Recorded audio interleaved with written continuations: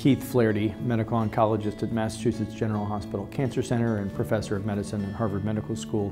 I've been the editor-in-chief of clinical cancer research now for about 15 months, following about a 6-year run as a senior editor for the journal. Clinical cancer research is the one journal in the ACR family that bears clinical in its title. We have really what we think are 3 core areas where papers, categories of papers are the best fit.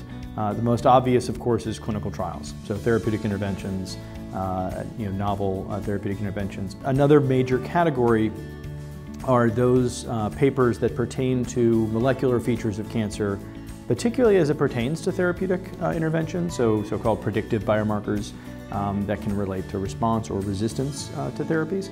And that leads to a broader area of biomarker analyses, be it in tumor tissue or blood, even imaging biomarkers as well. This is another very broad class of therapies, or papers I should say, for which we have a deep interest. Having said that, our major focus is those that are really either being clinically applied or are really just one step away from the validation needed for routine clinical practice.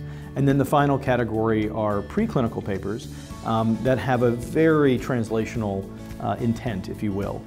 So nominating a new therapeutic strategy and providing the type of evidence that would allow any investigator to envision how a clinical study would be immediately designed to follow those findings.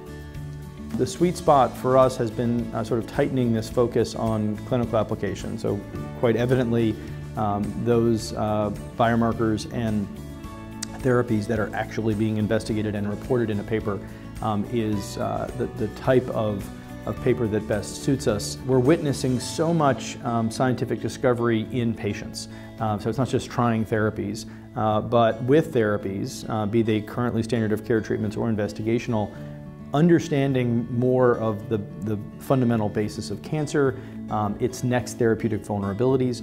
And so think of that as bedside to bench translational research. This is a major area of explosion within the past 10 years, I'd say, and has really grown as a feature. So if you're trying to understand the mechanisms of resistance to targeted therapy, immunotherapy, any intervention you can think of that's in the cancer pipeline now, the work that's done in humans, tumor tissue analyses, blood-based biomarkers, the same, to understand the limits of those therapies and how to think about the concept of next generation or rational combination treatment. That's become a major feature. So there's the prospective bench to bedside, which of course I think is the version of translation that everyone conceives of and is certainly of great interest to us at clinical cancer research. But I'd say the bedside to bench has been the real innovation in the field that we also have a focus on.